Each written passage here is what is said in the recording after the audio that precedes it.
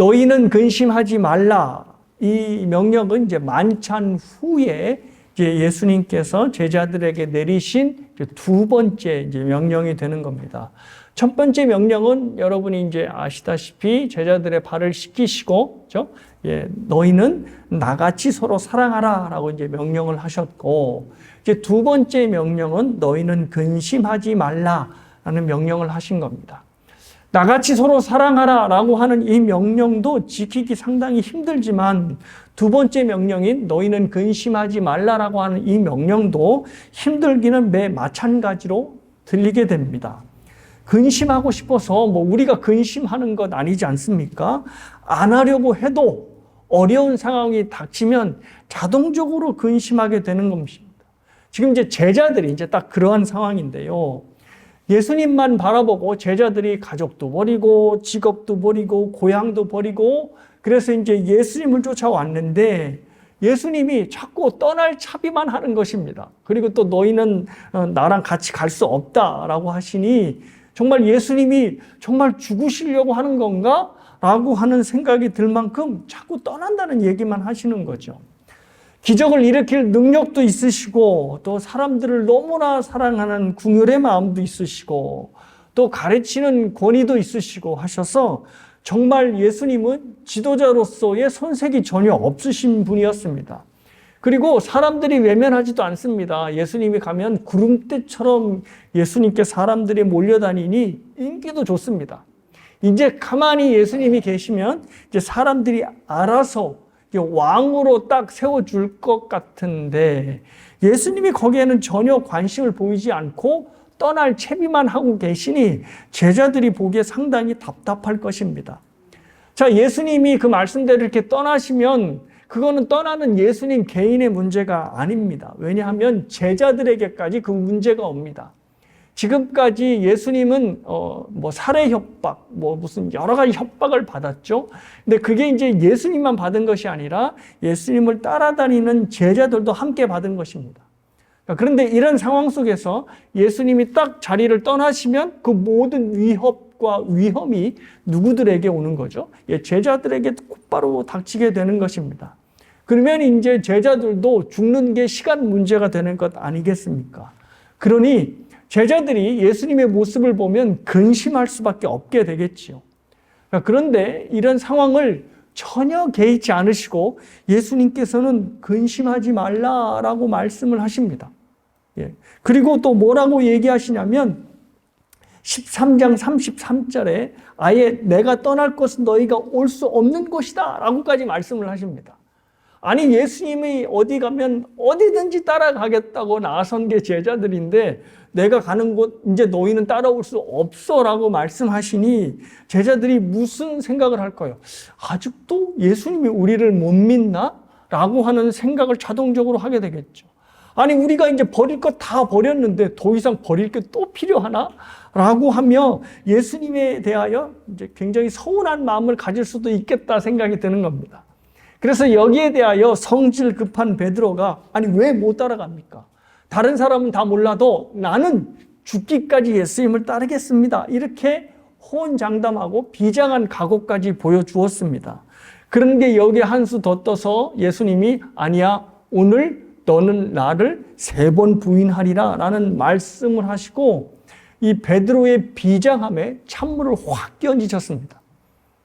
자, 예수님의 이 말씀에 베드로뿐만 아니라 다른 제자들도 상당히 당황했을 것이라 생각합니다. 제자들 보기에도 베드로가 좀 덜렁거리기는 하지만 충성심에 있어서는 최고 아닙니까? 그런데 베드로가 무려 예수님을 3번이나 부인한다고 얘기를 하니 야 이거 필시 무슨 큰일 난 일이 일어날 모양이다 라고 불안해하는 거죠. 그러니까 자꾸 예수님께서 이런 어려운 상황들을 말씀해 주시는 겁니다. 그러면서 하시는 말씀이 전혀 그런 상황과는 반대되는 말씀. 야 너희들 조심해야 돼, 긴장해야 돼 이게 아니고 자 그러니까 너희들은 근심하지 마 라고 하면서 전혀 반대되는 말씀을 하고 계시니 이게 어찌 되는가라고 제자들이 생각했을 것이 분명합니다. 근심할 수밖에 없는 상황이 계속 다가오는데 왜 예수님은 근심하지 말라 말씀을 하시는 거지? 라고 당혹했을 것이 분명하다는 말입니다. 자, 예수님께서 너희는 근심하지 말라라고 하는 이 말은 사실 제자들뿐만 아니라 우리들에게도 해당하는 말이라 생각합니다. 이 말씀을 받는 사람들은 1차적으로 분명히 제자들이었지만 12절, 오늘 본문 말씀 12절에 보면 내가 진실로 진실로 이르노니 너희에게 이르노니 나를 믿는 자는, 이렇게 그 말씀을 받는 대중을 믿는 자로 확대하시는 걸 보면 이 14장 전체가 제자들뿐만 아니라 예수를 믿는 모든 사람들에게 하시는 말씀임에 틀림이 없는 것입니다. 그리고 보면 너희는 근심하지 말라라고 하는 이 말씀을 우리에게도 여전히 하시는 말씀인 것을 알 수가 있습니다. 너희는 근심하지 말라라고 하는 이 명령은 사실 제자들에게 뿐만 아니라 우리들도 같은 마음으로 받는 것이 분명합니다. 분명히 근심할 상황인데 근심하지 말라고 자꾸 말씀을 하시니 우리 보고 어쩌란 말인가 라고 생각을 하는 거죠. 우리가 예수를 믿게 된 후에도 계속해서 근심, 걱정에 쌓여 있습니다. 건강의 문제, 물질의 문제, 자녀들의 문제, 또 모든 어떤 삶의 모든 환경 속의 문제 등 정말로 헤아릴 수 없는 문제들이 우리 주변에 둘러싸여 있고, 그래서 우리를 계속 근심시키고 있습니다. 예수를 믿어도 여전히 자식 때문에 소갈이를 해야 하고, 또 몸 때문에 약을 달고 살아야 하고, 또 그러한 여러 가지 문제들로 생계를 걱정해야 하는 저와 여러분이 여러분의 현실을 맞이하고 있는 것입니다. 이렇게 둘러보면 근심할 수밖에 없는 상황들인데 너희는 근심하지 말라라고 예수님이 명령하시니 이걸 어떻게 적용할 것인가? 예수님이 도대체 우리의 상황을 알고 이렇게 말씀을 하시는 건가라고 하는 생각까지 드는 거죠. 자, 여기서 먼저 우리가 생각해 봐야 할 것이 있습니다. 그게 뭐냐면 예수님이 우리와 똑같은 몸을 가지고 우리의 인생을 사셨다는 겁니다. 그래서 그 누구보다도 우리가 처한 상황, 우리가 처한 곤란을 잘 알고 계시다는 거지요. 어찌 보면 예수님은 우리보다도 더 힘든 삶을 살아내셨습니다. 나사렛이라고 하는 가난한 동네에서 목수의 아들로 사셨고, 또 이른 나이에 아버지 없이 생계를 책임지는, 가족 전체를 책임지는 아마 가장으로 사셨을 것입니다. 그리고 공생애를 시작한 후에 더욱더 많은 어려움에 직면하셨습니다. 오죽했으면 예수님께서 이렇게 말씀하셨죠. 여우도 굴이 있고 새도 거처가 있는데 나는 뭐가 없다? 머리 둘 곳조차 없다라는 말씀을 하셨습니다. 그러니까 예수님의 몸을 누일 만큼의 어떤 안식의 장소도 예수님께는 허락되지 않았던 것입니다. 이뿐만이 아니죠. 공생이 하는 동안 유대 지도자들의 아주 집요한 공격 속에서 살해의 위협까지 계속해서 받으며 살아왔습니다. 우리와 비교해 보면 천지 차이죠. 우리 중에는 돌아갈 집 다 있고, 그리고 또 날마다 살해 협박 속에 위협당하면서 사시는 분은 단 한 분도 계시지 않지 않습니까? 그렇고 생각해 보면 예수님이 우리보다도 훨씬 더 악 조건 속에서 하루하루를 살았던 것이 분명합니다. 예수님이 우리보다도 혹독한 삶을 사셨던 것이죠. 자, 그런데 예수님이 우리에게 근심하지 말라라고 말씀하시면 우리를 모르기 때문에 그 말씀을 하시는 것이 아니라 분명히 이유가 있어서 그 말씀을 하시는 겁니다. 이제 근심하지 말라 하셨다면 이제 그 이유를 오늘 본문에서 이제 저와 여러분이 찾아야 하는 것이죠. 그 이유가 바로 2절과 3절에 나와 있습니다. 2절과 3절 말씀을 보십니다. 내 아버지 집에 거할 것이 많도다. 그렇지 아니하면 너희에게 일렀으리라. 내가 너희를 위하여 거처를 예비하러 가노니 가서 너희를 위하여 거처를 예비하면 내가 다시 와서 너희를 내게로 영접하여 나 있는 곳에 너희도 있게 하리라. 자, 제자들, 그리고 우리가 근심하지 말아야 할 이유는 예수님이 하늘에 우리를 위한 거처를 준비하시고 그 거처로 우리를 부르시기 때문입니다. 그래서 우리가 근심하지 말아야 하는 것입니다. 자, 근데 여기에 이제 흥미로운 표현이 하나 나옵니다. 그 표현이 바로 무엇이냐면 거처를 마련한다라고 하는 표현입니다. 자, 이게 뭘 연상이 되시냐면 마치 이제 우리가 새 집을 사서 이제 이사 가려고 할 때 이사 가기 전에 이제 부모님이 자기 자녀를 위해서 멋진 그 자녀의 방을 꾸며주는 것이 연상이 되는 겁니다.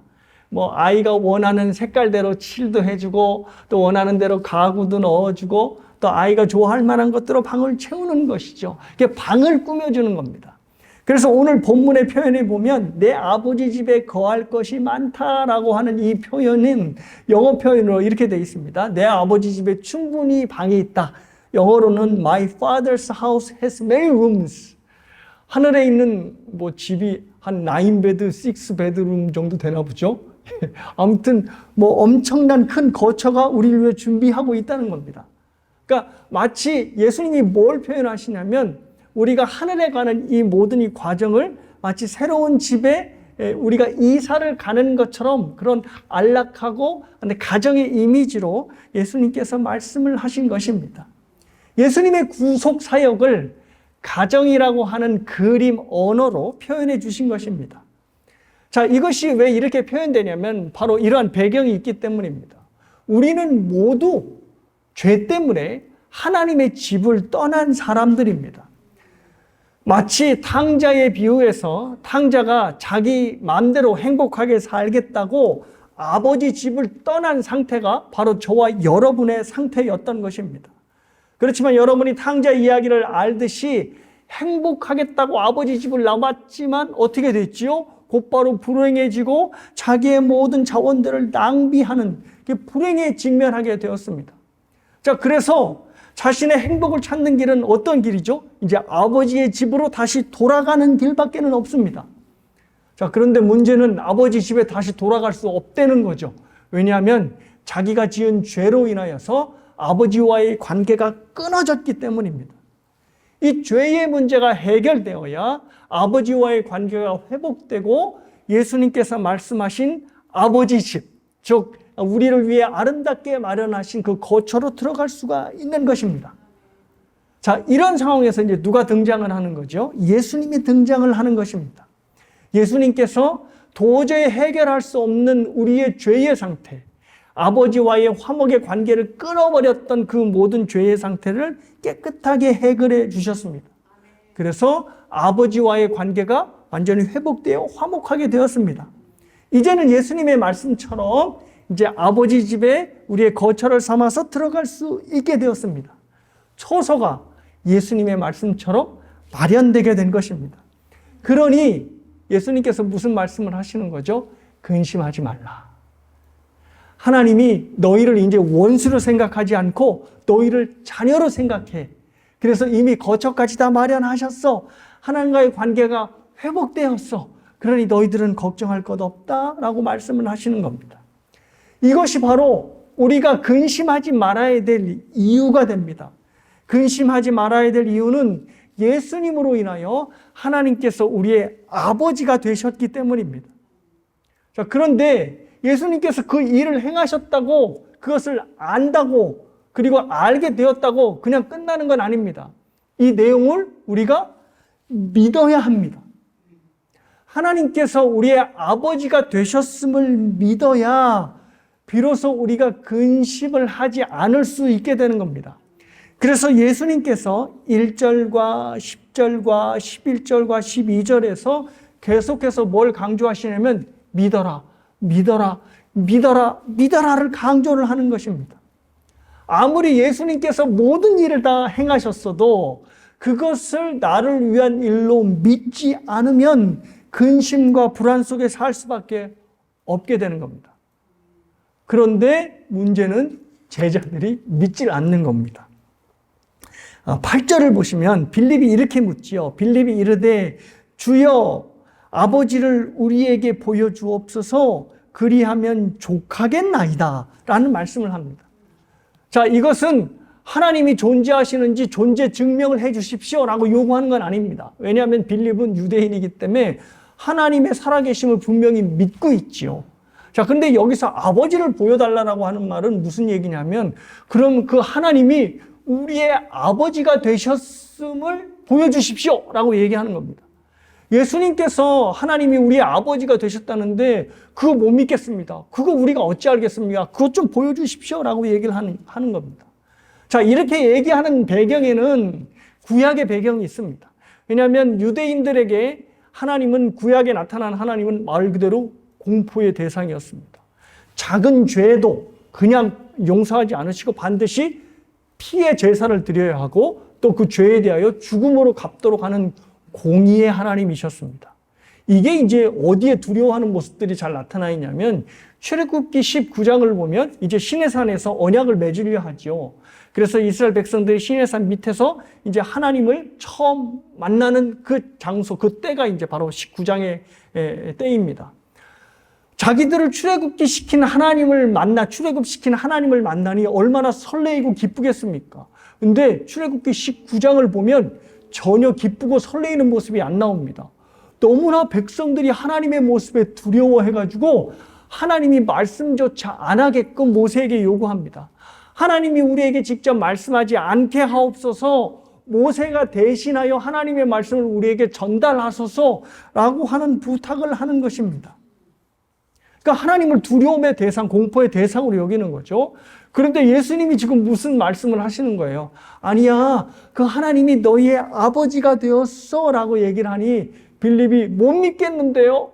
그 하나님이 아버지가 되셨으면 우리에게 보여주십시오 라고 얘기합니다. 자, 여기에 대해서 9절과 10절에서 예수님이 이렇게 말씀하십니다. 예수께서 이르시되, 빌립아, 내가 이렇게 오래 너희와 함께 있으되 내가 나를 알지 못하느냐? 나를 본 자는 아버지를 보았거늘 어찌하여 아버지를 보이라 하느냐? 내가 아버지 안에 거하고 아버지는 내 안에 계신 것을 내가 믿지 아니하느냐? 내가 너희에게 이르는 말은 스스로 하는 것이 아니라 아버지께서 내 안에 계셔서 그의 일을 하시는 것이라. 자, 무슨 말씀을 하시는 거냐면, 예수님께서 제자들과 함께 다니시고 먹고 살과 부딪히며 사시면서 이미 하나님이 아버지가 되심을 충분히 보여주셨다는 겁니다. 그래서 나를 보면 누구를 알 수 있다? 하나님이 아버지가 되셨다는 것을 알 수 있다는 겁니다. 예를 들면 마구간에 태어나신 예수님을 바라보고 예수님을 생각하면 우리와 교통하기 위해서, 우리와 소통하기 위해서 낮고 낮은 데로 임하시는 하나님을 알 수가 있습니다. 또 사람들을 먹이시고 치료하시는 예수님을 보면 우리의 모든 곤란과 어려움을 외면하지 않으시는 하나님의 모습이 보여지는 겁니다. 또 나사로가 죽어서 슬피 우는 예수님의 모습을 보면 우리의 고통을 외면하지 않으시고 우리의 고통에 함께 눈물을 흘리시는 하나님의 모습이 떠올린다는 것입니다. 그러니 다 모두 예수님의 모습이 하나님의 모습이고 바로 그 모습이 아버지의 모습이라는 것이죠. 그래서 예수님이 무슨 말씀을 하시냐면, 야, 나를 본 자는 그래서 하나님을 아버지로 본 사람들이야 라고 말씀을 하시는 겁니다. 그러니 더 이상 하나님을 공포의 대상으로 여길 것도 없고 또 하나님께서 나를 버리셨나? 라고 하는 두려움을 먹을 필요도 없습니다. 예수님을 보니 하나님께서 우리의 아버지가 되셨다는 것이 분명하다라고 이야기를 합니다. 그러니까 예수님을 봐서 누구를 알 수 있다? 하나님 아버지를 볼 수 있다는 거죠. 그래서 6절 말씀을 보면 그 유명한 말씀, 내가 곧 길이요 진리요 생명이니 나로 말미암지 않고는 아버지께로 올 자가 없다라는 말씀을 하시는 것입니다. 예수님을 통해서만 하나님을 궁율의 하나님으로 만날 수 있게 되는 것이고 또 우리의 거처를 예비하시는 아버지로 볼 수가 있다는 것입니다. 그래서 예수님께서 딴 것 말씀하지 않으시고 제자들에게 믿음을 요구하신 것입니다. 자, 예수님을 통해 그 두려운 하나님이 너희에게 아버지가 되었다. 너희들이 이것을 믿어야 한다. 그리고 오로지 아버지가 되시는 하나님은 나를 통해서만 갈 수 있다. 그래서 내가 곧 길이고 내가 곧 생명이 되는 것이다. 그러니 이 모든 말을 믿어라 라고 얘기하는 것입니다. 자, 이 모든 것을 믿게 될 때 저와 여러분이 어디에서부터 해방되냐면 근심에서부터 해방이 되는 것입니다. 제자들이 하고 있는 근심, 그리고 우리들이 날마다 하는 근심, 이 근심들을 이겨낼 수 있고 극복할 수 있다라는 말씀을 하시는 거지. 사랑하는 여러분, 하나님을 아버지로 믿지 못하고 또 예수님을 아버지로 가는 유일한 길임을 여러분이 날마다 믿음으로 고백하지 못하면 우리는 평생 근심에서 헤어나올 길이 없게 됩니다. 아무리 하나님이 아버지가 되셔서 우리의 거처를 마련하고 또 우리를 위해 예비하신다고 하여도 정말로 우리 말대로 정말 우리를 위하여 멋진 방을 꾸며 놓으셨다 하더라도 믿지 못하면, 믿음이 없으면 근심할 수밖에 없는 상황입니다. 그러니까 저와 여러분이 근심하고 걱정하는 것은 뭐가 없어서? 믿음이 없어서입니다. 자, 그런데 믿음이 없을 때 자주 나타나는 현상이 뭔지 아십니까? 바로 빌립처럼 똑같이 나타나는 현상입니다. 그게 뭐죠? 뭐 좀 보여주세요 라는 겁니다. 듣는 것 갖고는 안 되겠고 뭐 좀 보여주십시오. 그럼 내가 아주 속 시원히 믿겠습니다. 하나님께서 천사들을 대동하여서 우리를 지키시고 인도하신다는데 그러면 천사가 여기 있는 거잖아요. 그리고 지금 우리 예배는 우리만 지금 하버시리에서 들은 게 아니라 그죠? 천상에 올라가서 믿음의 조상들과 천사들과 하나님이 함께 드리는 예배잖아요. 그러면 천사들이 우리 눈앞에 딱 나타나야 되고 보여야 되는 거잖아요. 그렇게 천사들이 좀 보였으면 좋겠다. 그러면 내가 아주 하나님 앞에 변치 않는 믿음을 가질 텐데 라고 하는 것입니다. 그래서 자꾸 보여주십시오. 좀 봤으면 좋겠다 라고 생각을 하게 되는 것이지. 근데 사랑하는 여러분, 봐야지 믿을 수 있는 건 아닙니다. 보지 않고 믿어야 그것이 믿음이 되는 겁니다. 그런데 사실 믿음이라고 하는 자체가 뭔것을 보고 있다면 그것을 인식한다고 그러지 그것을 믿는다고 얘기는 하지 않습니다. 그리고 실상 우리의 보이는 삶도 계속 우리가 뭘 봐서 믿는 것 같지만 그렇지 않습니다. 우리의 삶에도 우리의 눈에 보이지 않는 것을 더욱더 많이 의지하면서 살아가고 있습니다. 한번 예를 들어볼게요. 예를 들어보면 여러분은 이 앞에 마이크가 있는 것이 보이시죠? 그러니까 여러분은 목사님이 지금 목사님 앞에 마이크가 있다는 것을 믿는다라고 하는 표현은 하지 않으십니다. 왜냐하면 마이크가 눈에 보이는데 뭘 믿는다라고 말씀하시겠어요. 그냥 마이크가 있음을 눈으로 보고 인식한다 이제 그렇게 얘기를 하시는 거죠. 자, 그런데 마이크가 제대로 작동이 되는 것은 여러분이 믿으셔야 합니다. 자, 왜냐하면 마이크가 제대로 작동이 되기 위해서는 이 마이크가 선으로 연결되어서 저 앰프까지 연결되어 있어야 선이 그래야지 마이크 소리가 나오는 거잖아요. 근데 여러분이 지금 마이크랑 연결된 선이 보이세요? 안 보이시죠? 그러니까 안 보이니까 여러분이 마이크가 잘 작동되는 것을 믿으려면 이게 인정하려면 뭐가 필요해요? 믿음이 필요한 겁니다. 마이크가 필시 저 선과 연결이 잘 되었으니 목사님의 목소리가 저 스피커를 통해서 나오는구나 라고 하는 믿음이 동원되는 것입니다. 벌써 이 자리에도 우리의 눈에 보이지 않는 것이 여러분의 믿음을 통해서 메꿔지고 있는 것이죠. 자, 듣는 것도 마찬가지입니다. 사실 우리가 듣는 것의 전부는 아닙니다. 우리가 들을 수 있는 것만 듣게 됩니다. 그것을 바로 저 화면에서 보는 것처럼 가청 주파수라고 얘기를 합니다. 그러니까 사람의 들을 수 있는 가청 주파수의 범위 내에서만 우리가 들을 수 있습니다. 근데 우리가 들을 수 있다고 해서 소리가 없다라고 말할 수 없는 겁니다. 왜냐하면 우리가 들리지 않는 다른 소리들이 다른 곳에서는 많기 때문입니다. 그래서 박쥐는 우리보다 한 4배까지 더 들을 수 있다고 하고요. 돌고래는 6배까지 더 들을 수 있다 합니다. 그러니까 우리는 분명히 귀에 들리지 않고 그래서 소리는 없는데 박쥐나 돌고래는 우리가 못 듣는 더 많은 소리를 듣는 겁니다. 그러니 우리는 못 들어, 그러니 소리가 없어라고 말할 수는 없는 것이죠. 그래서 우리에게 요구되는 것이 바로 믿음입니다. 내가 지금 듣지는 못해도 다른 소리가 분명히 있을 거야 라고 하는 믿음이 우리에게 필요한 것이죠. 그러니까 벌써 보고 듣는 것만 해도 우리의 믿음이 얼마나 큰 작동을 하는지를 알 수가 있습니다. 자, 근데 흥미로운 것은 사람과의 관계에도 이런 믿음이 동원된다는 것입니다. 젊은 남녀가 만나서 결혼을 할 때 생각해 보십시오. 둘이 만나 결혼을 결심을 할 때 상대방이 어떤 사람인지를 완벽하게 파악하는 정보가 있어야지만 결혼을 하는 것 아닙니다. 내가 그 사람을 완벽하게 알 때까지는 결혼하지 않아. 그러면 그 사람은 결혼할 수 없을 것입니다. 이 사람과 정말 남은 인생을 살 수 있겠어라고 하는 믿음이 있어야 비로소 결혼이 성립이 되는 것입니다. 한 선배 목사님이 자기 친구 목사님이 결혼한 이야기를 해준 적이 있습니다.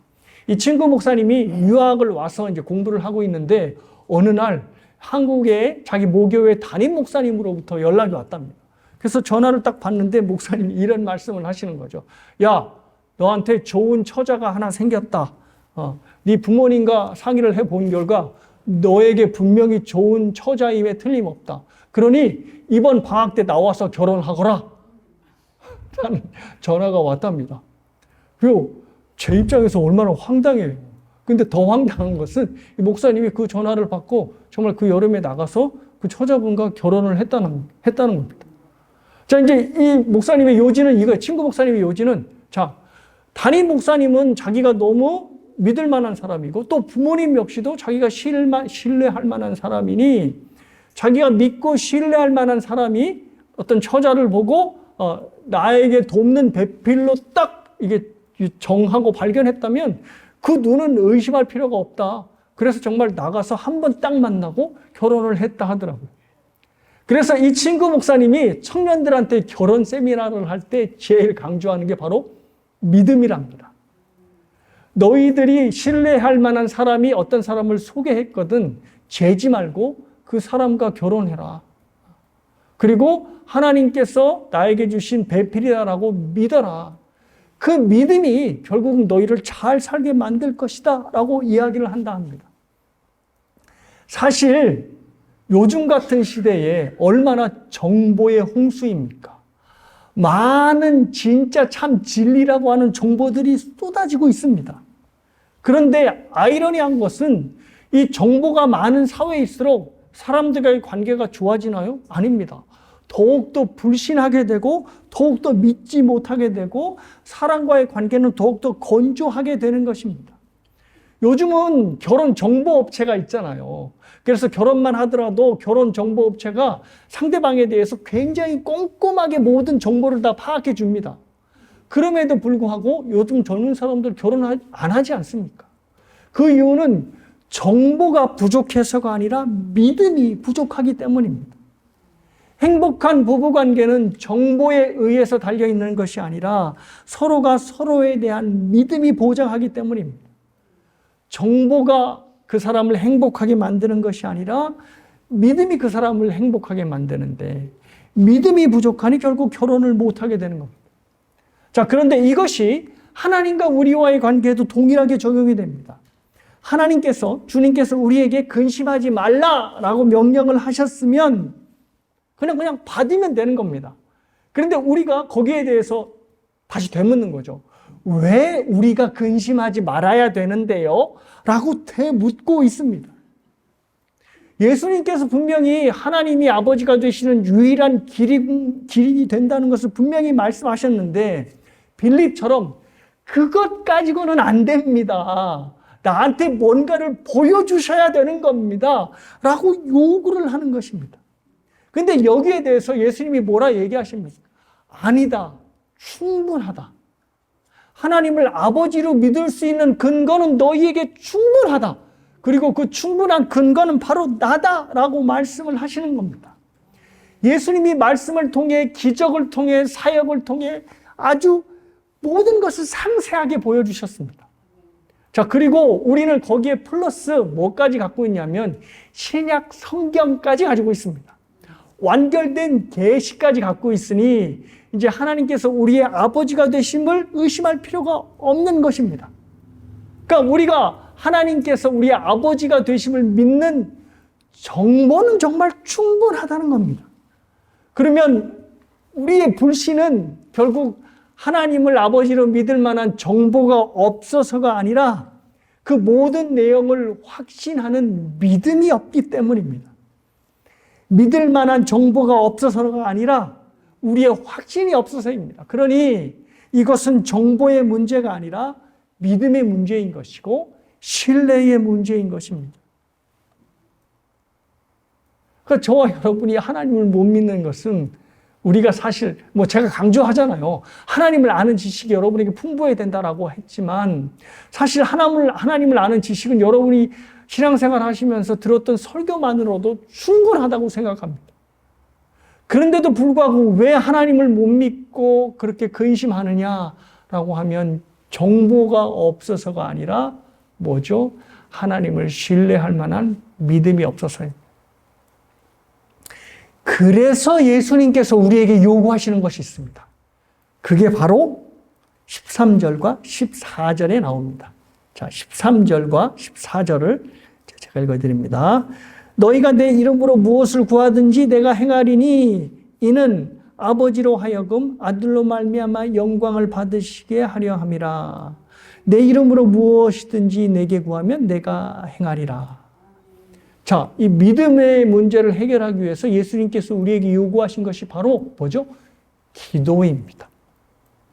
기도는 하나님을 향한 우리의 문제를 확하고 확장시킵니다. 그러니까 기도하면 하나님에 대하여 더 크게, 더 깊게 믿을 수 있다는 겁니다. 자, 우리가 살아가면서 더 멀리 그리고 더 많이 보기 위해서 그리고 더 깊게 듣기 위해서 때로는 장비를 사용하곤 합니다. 자, 더 멀리 있는 사물을 보기 위해서 우리가 사용하는 장비는 바로 화면에서 보다시피 망원경입니다. 그리고 더 작은 것을 볼 수 있도록 사용하는 장비, 도구는 바로 현미경입니다. 그리고 잘 듣게 하기 위해서 또 우리가 사용하는 장비는 바로 보청기입니다. 자, 이런 도움을 통해서 우리가 보고 듣고 하는 영역들을 더 확장해 나가는 것이죠. 자, 그런데 영적인 영역에서는, 믿음의 영역에서는 우리의 믿음을 확장시켜주는 기계가 없습니다. 대신 어떤 중요한 수단, 도구가 있는데 바로 그것이 기도입니다. 그래서 개혁주의에서는 기도를 뭐라고 가리키냐면 우리의 은혜의 통로, 은혜의 수단, 또 means of grace로 기도를 얘기합니다. 기도를 해야 우리의 믿음이 확장되고 우리의 믿음이 깊어진다는 것입니다. 그런데 한 가지의 조건이 있습니다. 그 조건이 뭐냐면 그냥 기도해서는 안 되고 분명히 누구의 이름으로 기도하라? 예수 그리스도의 이름으로 기도해야 한다는 겁니다. 그래서 예수님께서 내 이름으로 기도하면 이것을 강조한 것입니다. 예수의 이름으로만 기도해야 하나님께로 가는 길이 확보되기 때문에 예수의 이름으로 기도하라는 것입니다. 예수의 이름으로 기도해야 하늘에서 우리를 위해 예배한 처소를 볼 수 있는 것이고 또 나를 고아와 같이 내버려 두지 않겠다라고 하는 예수님의 약속을 받을 수 있게 되는 것입니다. 그리고 나와 함께 하시는 하나님을 경험하면서 자, 나는 부족함이 없는 여호와 하나님께 감사합니다라고 하는 고백을 할 수 있게 되는 것입니다. 이렇게 예수님의 이름으로 기도해야 믿음이 확장되는 것이고 그렇게 될 때 우리가 비로소 근심하지 않을 수 있게 되는 겁니다. 사랑하는 여러분, 이것만큼 기억하셨으면 좋겠습니다. 예수님께서 우리의 모든 거처를 저 하늘에서 예비하셨다라는 말씀을 하셨습니다. 우리가 죽고 나서 우리의 거처를 예비하셨다는 이 말은 우리가 이 땅에서 살아갈 모든 것까지 이미 다 예비하셨고 거기에 책임져 주셨다는 것을 의미합니다. 그래서 우리가 죽음 이후에도 이미 다 책임지셨다고 얘기를 하시는 겁니다. 그러니 살아있을 때나 아니면 우리의 영혼이 하늘에 있을 때나 모든 것이 다 예비되고 해결된 것입니다. 그래서 예수님께서 그 타당한 명령을 하시는 겁니다. 너희는 근심하지 말라라고 하는 말씀을 하시는 거죠. 이것을 믿으셔야 합니다. 믿지 못하겠거든? 하나님 뭔가를 좀 보여주십시오. 예, 저의 이 메마른 건강이 벌떡 일어나게끔 뭔가를 보여주십시오. 이렇게 하지 마시고 하나님 앞에 엎드려 그 대신 기도하십시오. 믿음을 넓혀달라 기도하시고 또 하나님의 뜻을 알게 해달라 기도해 주시기를 바랍니다. 그래서 이 세상을 근심과 걱정이 아닌 감사와 기대와 소망으로 살게 해달라라고 기도하시면 되는 것입니다. 사랑하는 여러분, 예수님께서는 이미 우리가 근심하지 말아야 될 모든 근거를 예수 그리스도의 십자가와 부활로 이미 완결 지으셨습니다. 그래서 우리에게 필요한 것은 정보가 아니라 믿음이 필요하다 말씀하실 것입니다. 주님을 믿으십시오. 그리고 그 믿음으로 말미암아 삶의 모든 근심과 걱정을 물리치는 여러분 모두가 되시길 주님의 이름으로 축복합니다.